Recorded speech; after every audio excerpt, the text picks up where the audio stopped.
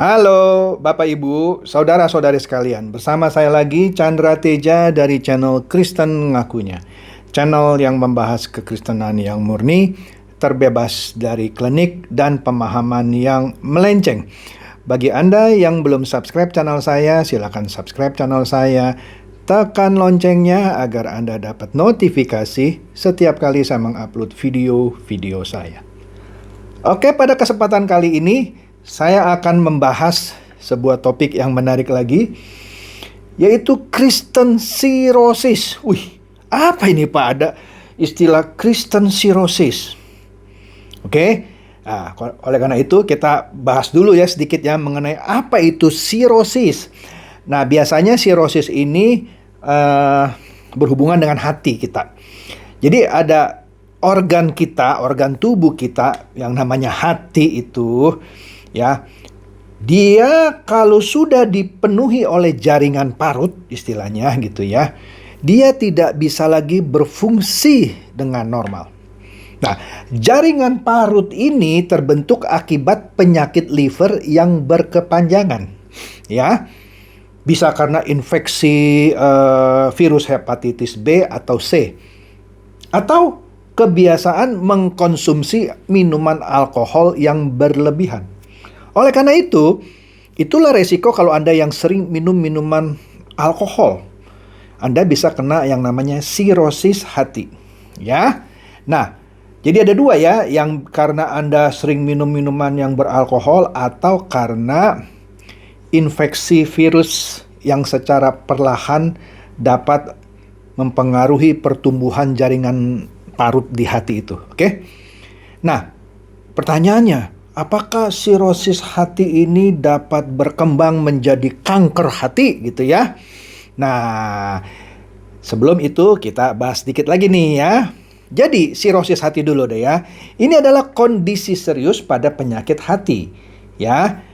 Karena apa? Karena ada kerusakan jaringan di organ hati kita ini ya, yang digantikan oleh jaringan parut istilahnya secara permanen. Permanen, catat, tidak bisa dibuang itu jaringan. Gimana membuang jaringan parut di dalam hati gitu ya?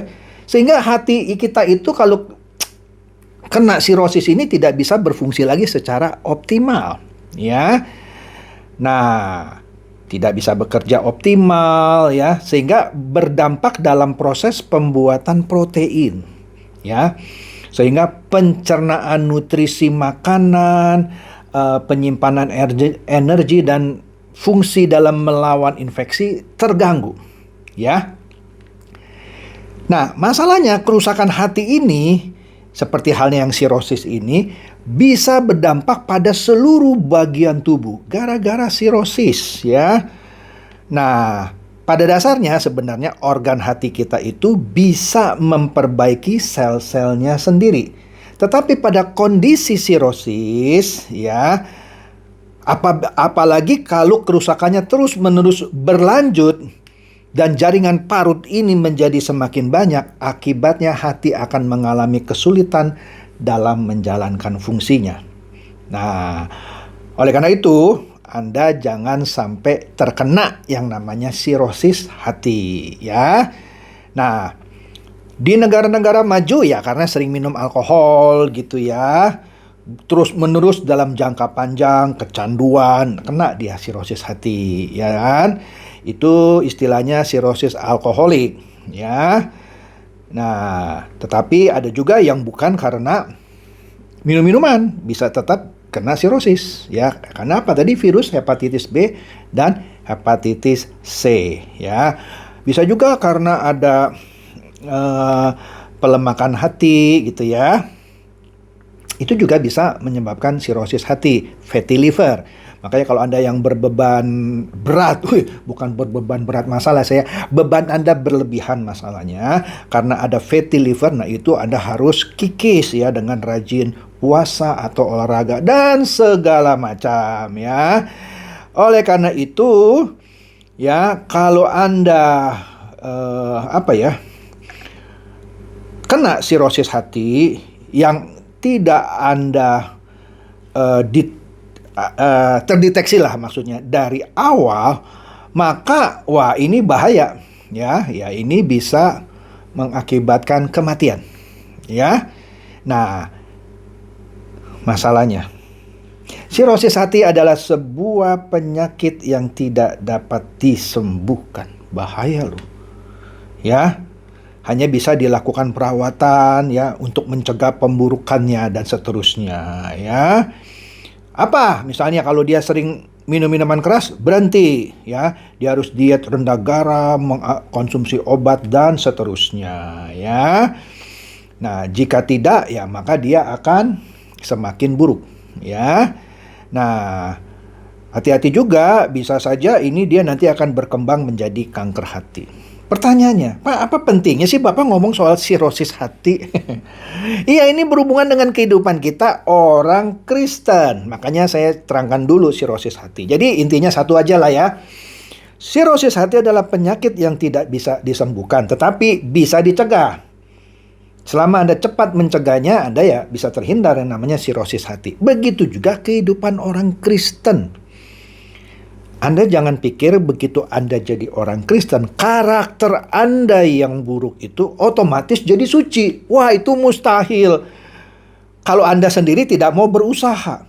Jadi Anda jangan percaya hal yang mistik gitu ya. Begitu Anda terima Tuhan Yesus, maka seluruh kehidupan Anda akan diubahkan. Anda yang awalnya marah-marah, suka sirik, suka dengki, suka ngerumpi, suka ngomongin orang, suka memfitnah, suka mencuri, semua keburukan itu begitu Anda jadi Kristen jadi suci.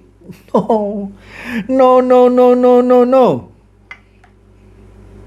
Pak, Bapak nggak percaya mujizat? Gini deh, coba kenalkan saya satu orang yang punya kebiasaan buruk, tiba-tiba setelah dia terima Tuhan Yesus, berubah 180 derajat. Nggak bisa. Hanya bisa melalui proses. Pelan-pelan dia kikis. Kayak tadi sirosis. Dia cegah supaya jangan rusak total. Apa? Kebiasaan buruk dibuang. Sebelumnya suka merokok, sebelumnya suka minum minuman keras. Kalau dia teruskan, jadi sirosis hati. Begitu juga kalau Anda orang Kristen yang punya kebiasaan buruk gitu ya. Tadi kan umpama minum minuman keras bisa menyebabkan sirosis gitu ya. Anda suka fitnah orang. Begitu Anda jadi orang Kristen, apakah Anda otomatis berhenti memfitnah orang? Kalau Anda suka mencuri, begitu jadi orang Kristen, apakah otomatis berhenti mencuri? Oh iya, mungkin minggu-minggu pertama Anda nangis-nangis, tidak mau mengulangi lagi perbuatan mencuri Anda. Tapi lama-lama Anda bisa kembali lagi, kalau Anda tidak serius. Jadi harus ada usaha yang benar-benar serius, supaya Anda tidak kembali ke sana. Dengan cara sistematis, pelan-pelan menghilangkan kebiasaan buruk. Oke, Roh Kudus akan membantu Anda selama Anda mau dipimpin oleh Roh Kudus. Anda tunduk terhadap pimpinan Roh Kudus. Kalau Anda sudah mau dipimpin tapi Anda tidak mau tunduk ke dalam pimpinan Roh Kudus, Anda nggak bisa berubah. Sama seperti orang yang sudah kecanduan minum minuman alkohol, yang kalau diteruskan dia bisa kena sirosis hati. Kalau dia tidak mau berubah, tidak mau menghentikan minum minuman kerasnya itu, matilah dia. Kena sirosis hati, hatinya tidak berfungsi, dead. Artinya, itu harus ada usaha si manusianya.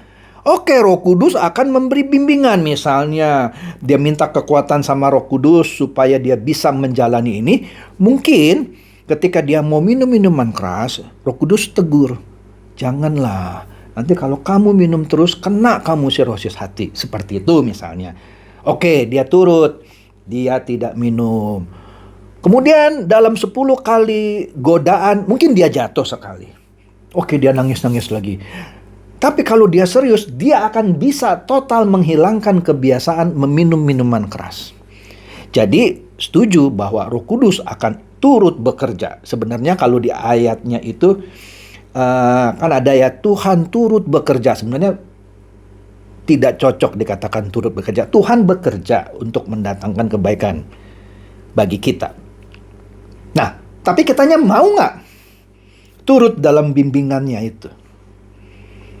Kalau Anda tidak mau turut dalam bimbingan Roh Kudus, Anda tidak akan bisa meninggalkan hal-hal yang buruk. Jangan-jangan setelah Anda jadi orang Kristen, kebiasaan yang buruk Anda tidak terkikis, malah tambah sadis. Ada, ada. Saya pernah ketemu ke orang yang seperti itu. Oke deh, dia tidak tambah sadis, tapi dia tidak pernah berubah menjadi lebih baik. Fitnah ya tetap fitnah, mencuri ya tetap mencuri gitu ya.